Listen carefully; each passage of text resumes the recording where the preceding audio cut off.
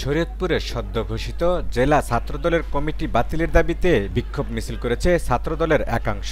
মঙ্গলবার দুপুরে শরীয়তপুর সরকারি কলেজ থেকে মিছিলটি বের হয়ে কোর্টের মোড়ে সড়ক অবরোধ করে নেতাকর্মীরা।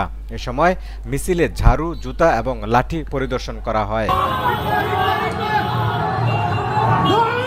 দীর্ঘ 4 বছর পর শরীয়তপুর জেলা ছাত্রদলের ৩৫ সদস্য বিশিষ্ট আহ্বায়ক কমিটি ঘোষণা করেছে কেন্দ্রীয় ছাত্রদল। তবে কমিটি ঘোষণার পরপরই তা ঘিরে শরীয়তপুর শুরু হয়েছে তীব্র বিরোধিতা। কমিটির একটি অংশ বিক্ষোভ মিছিল ও সড়ক অবরোধ কর্মসূচি পালন করেছে।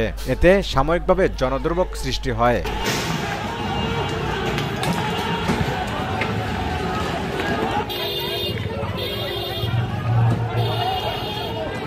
মঙ্গলবার ছাত্রদলের কেন্দ্রীয় দপ্তরের এক বিজ্ঞপ্তি অনুযায়ী কেন্দ্রীয় সভাপতি মোহাম্মদ রাকিবুল ইসলাম রাকিব ও সাধারণ সম্পাদক নাসিরউদ্দিন নাসির স্বাক্ষরিত চিঠিতে শরীয়তপুর জেলা ছাত্রদলের নতুন আহ্বায়ক কমিটি অনুমোদন দেওয়া হয়। এতে সাবেক ছাত্রদল নেতা ও আইনজীবী SM জাকিরকে আহ্বায়ক এবং শরীয়তপুর সরকারি কলেজ ছাত্রদলের সাবেক সাধারণ সম্পাদক মোহাম্মদ সোহেল তালুকদারকে সদস্য সচিব করা হয়।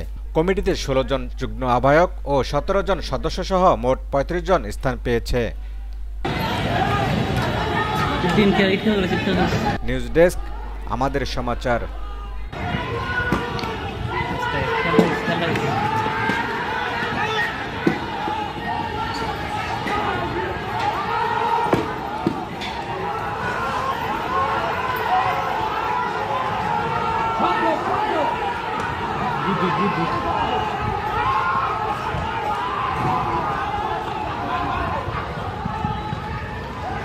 Orang udah susah banget.